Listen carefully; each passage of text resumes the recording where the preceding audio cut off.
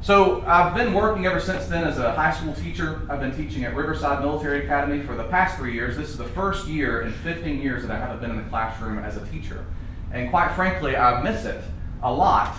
One of the greatest things about being a teacher, and I follow, even though I'm a Christian, I follow some Buddhist philosophy as well. And I really do think a lot of the problems in this world is because of egos.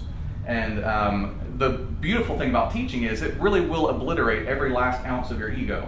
And I think that teaching made me a better person over the years. I learned a lot from my students about their struggles. I learned a lot about my place in this world, which is a very important thing to learn. And so I'm very happy to be here once again in front of students. And I hope if there's even a speck of ego left after 15 years of teaching, that maybe running as a Democrat in the 9th District will do away with that little ounce that was left.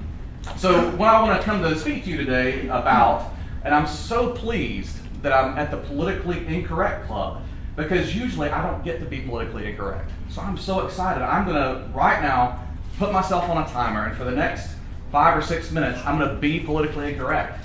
And for the rest of the time, I'm going to take questions, and here's how I would like to set this up. I would like to take questions from you, and I'm also going to, at least because we have a lot of people, I'd like to give you a chance for one follow-up, right? So that you can either point out a flaw in my reasoning or ask a further question, right? But I would like to hold it to one follow-up so that everybody will get a chance to speak. I would love to have a longer conversation with you, and if you want to have a longer conversation, if I can find the time, I'll come down and have coffee with you sometime. But otherwise, we need to make space for everybody to have a chance to talk. So now, after I speak, we will begin the question-answer back and forth session. So, politically incorrect. Let me start off with this. I think that in the richest country in the history of the world, nobody should die because they're poor, and nobody should be going poor because they're dying. I know that's not politically incorrect to say, because our culture teaches us that wealth and poverty are character judgments, that there's an invisible divine hand that makes poor people bad and bad people poor, and great talented people rich, and rich people great and talented. But I can tell you from my personal experience, and you can also look at Kim Kardashian's Twitter feed, and you can realize that wealth and poverty are awful judges of character. So that nobody in America, where we are dedicated to absolute equality, that we are all endowed by the Creator with gifts, with innate rights to pursue life, liberty, and happiness, that in that kind of nation, nobody should be making a choice between life and livelihood. So one of course, of those things that we need to do is fight back against big pharma. We have a lot of people complaining about big government, but we don't have enough people complaining about big corporations. And one of the worst actors is big pharma. Big pharma spends more than any other lobbying group in this country on buying your representatives. So after they've taken their money, they don't represent you anymore. They represent whoever has been paying them off. And that's one of the reasons why in Georgia or in any other state in the U.S., you will have to spend sometimes 3, 4, 5 times as much on insulin as you will in Canada, where they make profit as well, and they still make money. And yet here, they jack up the prices depending on how much the stockholders want. That is real tyranny. This is a person this is a corporation, an entity, who has the power over people's very lives and their feet and their hands and their limbs. I volunteered at clinics where people have neuropathy, where people have had, I used to work at the hospital before I started teaching to put myself through college, and I drew blood. And I would often draw blood from people who had lost their foot because they couldn't manage their diabetes, and usually they couldn't manage their diabetes because of an accident of birth, right? If they were born into a wealthy family, they would have had their foot. But because they weren't born in the right family in the right side of town, they lost that foot. I don't believe that's the right thing to do in America. So that's number one. Number two, and I know this is going to be very politically incorrect, I don't think women become less human or less of an American endowed with the rights of the Constitution when they conceive. I think that after women become pregnant, they still have just as much liberty and power over their body as I do as a male. I don't think anybody should be deprived of life or liberty without due process. And that's what we would do if we banned abortion. Now, people would call me pro-choice for that, right? I actually don't think that's an accurate term. I'm pro-life. I've never met anybody in my entire life who's not for life. We know how to reduce abortions. It's not a mystery. Sweden has one of the lowest abortion rates with almost no restrictions on abortion. Pakistan has one of the highest abortion rates with some of the strictest rules on abortion. So the way to actually reduce abortion, the right way, the constitutional way, the way that would be the American way, would be empowering women, giving them health care choices, making sure they have contraception. Colorado greatly reduced its abortion rate when they made contraception available to every woman. Texas has increased its abortion rate by shutting down Planned Parenthood clinics, which offered contraception and prenatal care to women. That's not politically correct to say, but I stand for women's rights over their own bodies. And finally, this is probably the biggest doozy. People are going to be upset about this, but I think y'all are tough. Y'all showed up to the politically incorrect meeting.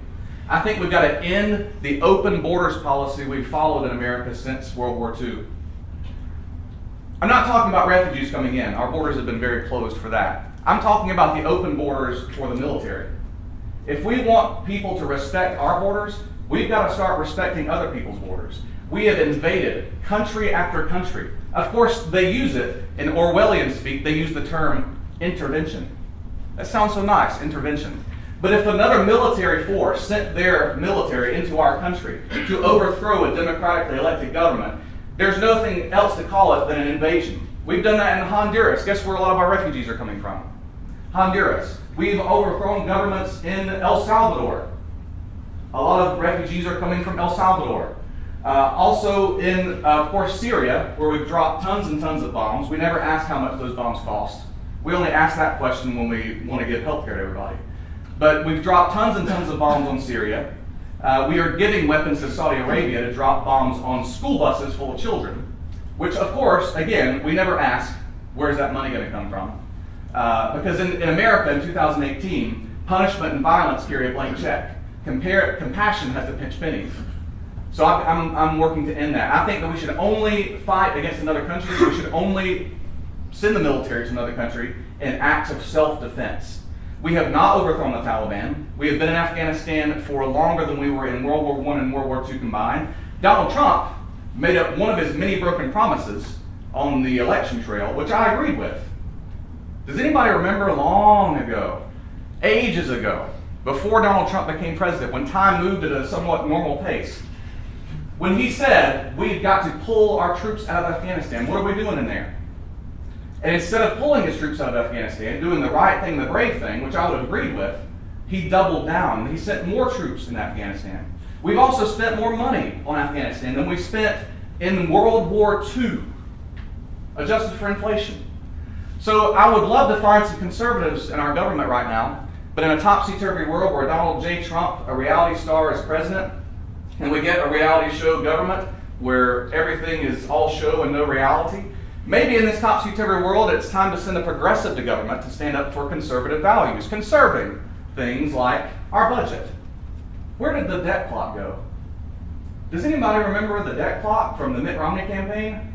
We are so worried about our national debt, we're going to set up this debt clock that looks like a baseball scoreboard. And it's going to keep running when Obama's in office. We are on track to run an almost $1 trillion deficit this year, $800 and something billion in deficit. And then next year, we're on track to run a $998 billion deficit. I'm going to round that up to $1 trillion if y'all don't mind. The Republicans don't care about the deficit. But I'll tell you what they did do, and I'll close on this. They gave away $1.5 trillion in tax cuts to Jeff Bezos, Kim Kardashian, George Soros, the Koch brothers, people who are so rich they don't work anymore. They have other people working for them. They are the definition of welfare queens, and we just made sure that their slice of the American pie got much bigger, and your slice for education, for hard work, got smaller. So I think it's time to start at the top with this whole law and order thing, right? I think that we need to hold our officials accountable, and that's one of the reasons I'm running. I think that everybody in this room is no less or more important than Donald Trump. And if that's true, if we do really live in a functioning republic, then he must undergo the same kind of investigations that you and I would if we broke the law. I'm ready to take your questions.